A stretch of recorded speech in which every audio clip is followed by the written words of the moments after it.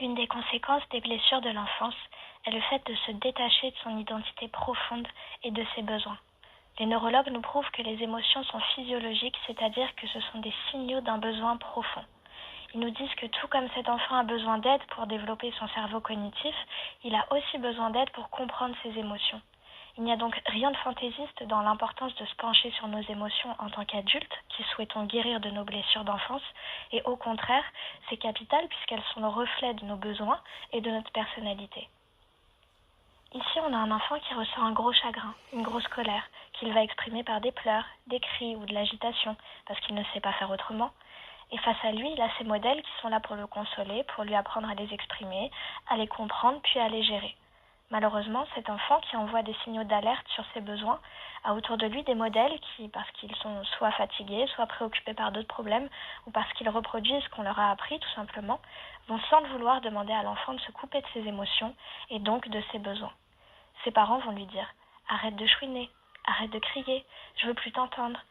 Ses parents et ses autres modèles vont le juger ou lui mettre des étiquettes. « T'es pas gentil, t'es nul, tu me fais honte, t'es insupportable ».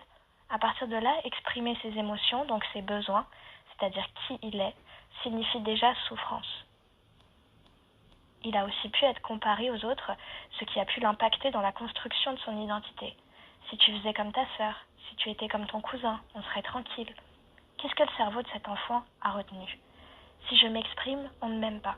Si je m'exprime, je suis puni. Parce que cet enfant a aussi pu recevoir beaucoup de punitions sans explication, de façon plus ou moins violente. Alors il n'a toujours pas compris quels sont ses besoins, comment en parler et comment y répondre.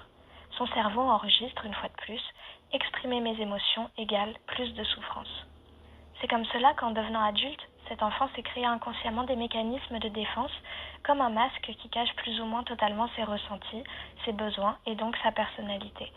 Pour cette raison, lorsqu'en tant qu'adulte, on veut guérir de nos blessures d'enfance, il est impossible de créer un profond changement sans d'abord se confronter à nos émotions et aux réactions qui en découlent. Dès lors que l'on se reconnecte à qui nous sommes, nous pouvons vivre selon notre vraie personnalité et faire les choix qui nous correspondent.